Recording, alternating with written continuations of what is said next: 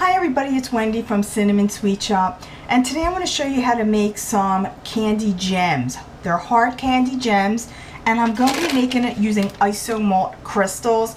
For more information on where to buy the Isomalt and some of the other supplies and what exactly Isomalt is, make sure you check out the link below for a full explanation. Now what you'll need, in addition to the Isomalt, you'll need a hard candy plastic mold.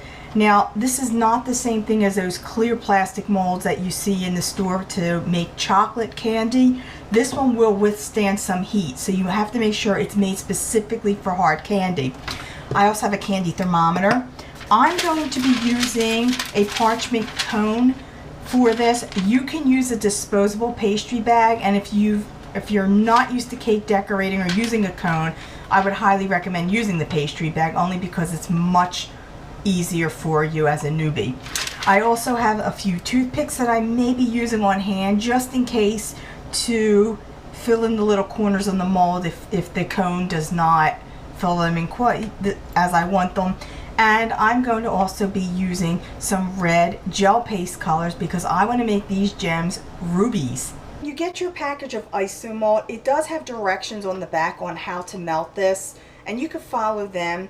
Mine's a little different. I don't add the water because I don't find it necessary, but for a beginner I would highly recommend following the directions. Now I have this on a high temperature, and as you can see, it's starting to bubble a little bit. What I like to do is just to twirl around the pot to mix it up a bit. I don't want to put any kind of utensil in there, because the one nice thing with Isomalt is it will come out nice and clear. It won't have that cloudy look that sugar sometimes has. But I am going to put the candy thermometer. As it starts to melt, I want to make sure it only goes up to about 275 to add the candy. To add the color, that is. And then it should go up to about 333. But what I'm going to do is I'm just going to let it come up to a full 333. Turn it down the heat, and then as it cools I'll add the color, only because I have to add it in by a toothpick. But this is the only utensil you would want to put in there, as I was saying, because if you add a spatula or any other kind of utensil, might have some oil still on it from the last time you used it. It will make your gems a little cloudy. Okay, now it's been about a couple of minutes and it's thickened a little bit down to, so with the toothpick I'm just going to add in my color and just mix it in there quickly with the toothpick. Again, it's a nice clean toothpick.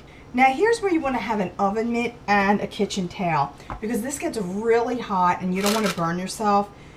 So I'm going to pour the syrup, because that's what it is now, it's a syrup, into the cone, and you make sure it's, I would say, less than half full. Or even if you're using a pastry bag, you don't want to overfill this or else it will come up through the top and again burn you. If this hardens too much while in use, you can reheat it. I just pop it in the microwave for a couple of seconds and it generally reheats. So up here I don't have any of the syrup, so it's not going to be that hot, so I can fold it down. But once I get down to about this point, I'm going to put the glove on, fold it down a little bit more. I'm even going to use the towel to help guide this as I fill the mold. And I just want to give it a little test here to see how, if I need to cut a bigger tip, which I do. It's better to cut too little and have to go back and cut more than to cut too much.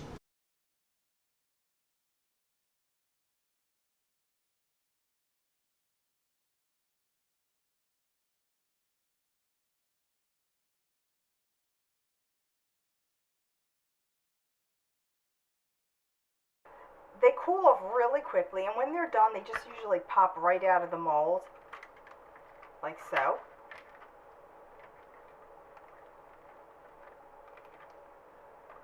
Here are my gems. I made them in, well, I made clear, I made some rubies, I made some emeralds. They're a little bit sticky because it's extremely humid here. It is August.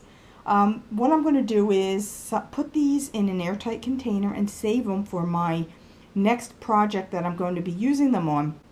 So don't forget to subscribe to this channel, because I will show you pretty soon how to use these gems and make things look really pretty with them.